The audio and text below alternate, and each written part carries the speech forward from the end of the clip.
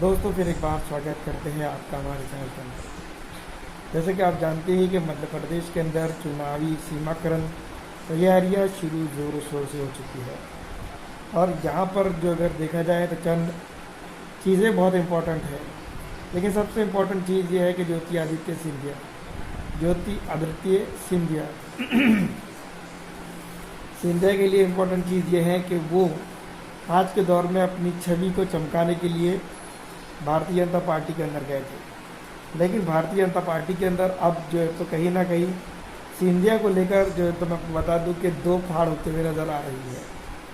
मध्य प्रदेश विधानसभा चुनाव के दौरान यानी कि यूं भी कहा जा सकता है कि सिंधिया को लेकर जो है तो बीजेपी ने एक वक्त तक खामोश रही। वो वक्त था जब तक कि वो सत्ता की मलाई खा रहे थे, और अब जैसे ही जब सिंधिया की ज़रूरत ख़त्म हो चुकी है, जितने 20-22 उम्मीदवार, जितने 20-22 जो भी उनके साथ जो है तो नेतागण आए थे, उनके साथ जो है तो अब जो तो सत्ता के साथ रहना पुरानी बीजेपी और नई बीजेपी के अंदर दो अंतराल देखने को मिल रहे हैं। इस बार जो है तो अगर बात की जाए सिंधिया के गठ के अंदर, जिसको हम कह सकते हैं भाजपा के अंदर जो दो गठ हो चुके हैं, एक सिंधिया गठ को लेकर और एक बीजेपी की गठ। तो खास करके सिंधिया गठ को लेकर अगर बात की जाए तो ये इम्पोर्टेंट होता चला जा रहा है कि सिंधिया का जो गठ है वो कहीं ना कहीं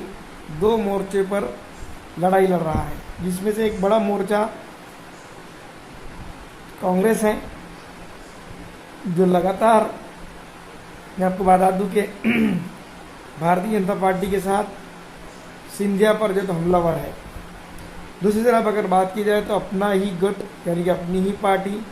भारतीय जनता पार्टी, जिसको हम कह सकते हैं, इसके अंदर दो फाड़ हमने पहले ही बताया आपको। ये एक पार्ट उसका अगर देखा जाए तो वो भी जो तो भारतीय जनता पार्टी के लिए सिंधिया के लिए खास करके मुश्किल पैदा करता हुआ नज़र आ रहा है। और यही जो चीज़ है इम्पोर्टेंट लगती है, दिखाई देती है कि जो विधानसभा चुनाव होंगे तो उसमें शिवराज सिंह चौहान के लिए यही लोग जो है तो बड़ी मुश्किलें खड़े कर सकते हैं। इसकी अभी अभी जो है तो एक ताज़ा मिसाल मैं आपको बता दूं, कुछ दिन पहले ही हो चुकी है कि जब जो सिंधिया के जो नज़दीकी माने जाते थे, उन्होंने जो है तो बड़ी धूमधाम से इतना बड़ा काफिला लेके गए, कारों का इतना बड़ा काफिला था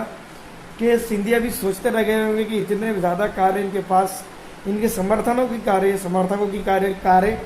जो तो सीधी तौर पर मैं बता दूं कि कांग्रेस के कार्यालय में जाती हैं, और वहाँ पर कांग्रेस के साथ जो तो समावेश यानी कि कार्यकर्ता उनके वहाँ चले जाते हैं। मौजूदा दौर में जो तो कांग्रेस के साथ जाने वालों की एक लंबी चौड़ी लिस्ट मध्य प्रदेश के अंदर दिखाई दे रही है, जिसके अंदर मैं बता दूं कि बहुत सारे लोग ग्वालियर से भी हैं, जिसमें बहुत सारे लोग शिवपुर से भी हैं, बुरहानपुर से भी हैं, और मैं आपको बता दूं कि भोपाल से भी हैं और इंदौर से भी हैं। और जैसे मैं आपको बता दूं कि बहुत सारे ऐसे एरियाज़ हैं, जिस तरह से हम आपको बता रहे हैं कि यहाँ पर से जो भारतीय जनता पार्टी के खास करके नाराज़ चलने वाले जो नेतागण हैं, वो भारतीय जनता पार्टी को छोड़ने की ताक में नज़र आते हैं। जैसे ही चुनाव का ऐलान होता है, अब ये मेरी वीडियो देख लीजिएगा, कई एक बड़े बड़े नेतागण जो तो भारतीय जनता पार्टी की तरफ मुंह कर जाएंगे और भारतीय जनता पार्टी जो तो देखती रह जाएगी। क्योंकि आप जानती हैं कि पिछली दफ़ा जब विधानसभा चुनाव हुए थे, उस वक्त जो है तो मेजोरिटी, जिसको हम कह सकते हैं कि नियर टू मेजोरिटी या फिर मेजोरिटी जिसको हम कह सकते हैं, कांग्रेस पार्टी को मिली थी। और यहाँ पर जो है तो कांग्रेस ने ताना बाना बूंद दिए गए थे। कमलनाथ कुछ दिन तक के जो तो सरकार चला चुके थे, किसानों को कर्ज माफी की भी बात कर चुके थे, दे चुके भी थे। तो उसके बाद जो है तो तोड़ फोड़ होती है, किसानों की आंदोलन होता है, किसान का जो भी है वो हो जाता है, और उसके बाद कांग्रेस पार्टी के अंदर दो फाड़ नज़र आती है और एक ग्रुप जो है तो सिंधिया के साथ चला जाता है भारतीय जनता पार्टी के अंदर। लेकिन मौजूदा स्थिति की अगर बात की जाए तो कहीं ना कहीं मैं आपको बता दूं कि मुश्किल हालात में सिंधिया की नाव नज़र आती है कि सिंधिया के ऊपर जो तो लगातार जो उनके नेतागण हैं, जो उनके समर्थक है, नज़दीक के जो स्पेशल जो इसको कह सकते हैं सिंधिया के जो साथी हैं, उनके ऊपर लगातार भारतीय जनता पार्टी के दूसरे नेताओं की तरफ से जो तो आरोप प्रत्यारोप का सिलसिला चलता जाता है। और ऐसा प्रतीत होता है कि वह अपनी पार्टी के अंदर ना रहते हुए कहीं ना कहीं पराये पार्टी के अडॉप्टेड लोग हैं। जिस तरह से हम कभी कभी देखते हैं कि कुछ झगड़ा हो जाता है तो घर में कि उससे झगड़ा हो जाने के बाद जो तो उससे बात नहीं करते, उस तरह से उसका जो तो रिस्पांस नहीं लेते। तो उस तरह से जो तो भारतीय जनता पार्टी के अंदर मध्य प्रदेश के यूनिट के अंदर खास करके हो रहा है। ऐसे बहुत सारे नेताओं की शिकायतें भी हैं, जिसके चलते बहुत सारे नेता ये ताक में हैं कि जल्द से जल्द जो है कांग्रेस को में समावेश कर दिया जाए। जैसे ही विधानसभा चुनाव की तारीखों का ऐलान होता है, जैसे ही मैं आपको बता दूं कि मैंने एक लंबी लिस्ट तो आपको बता चुका हूं कि ये लोग जो तो भारतीय जनता पार्टी को अलविदा कहकर कांग्रेस में जा सकते हैं। तो ये चीज़ का जो तो कई बार अनुमान मौजूदा भारतीय जनता पार्टी की सरकार भी लगा चुकी है कि आने वाले दिनों के अंदर जो है तो उनको नुकसान होने वाला है। दूसरी तरफ अगर बात करें कांग्रेस को, तो अब अगर कांग्रेस इन लोगों को साथ में लेती है तो ये बेवकूफ़ी होंगी उन लोगों के साथ जो लोग लगातार कांग्रेस को वोट करते आए हैं। और कांग्रेस को वोट तो करते आए हैं इस वास्ते कि जहाँ पर जो है तो वो सेकुलरिज्म को जिंदा कर सके,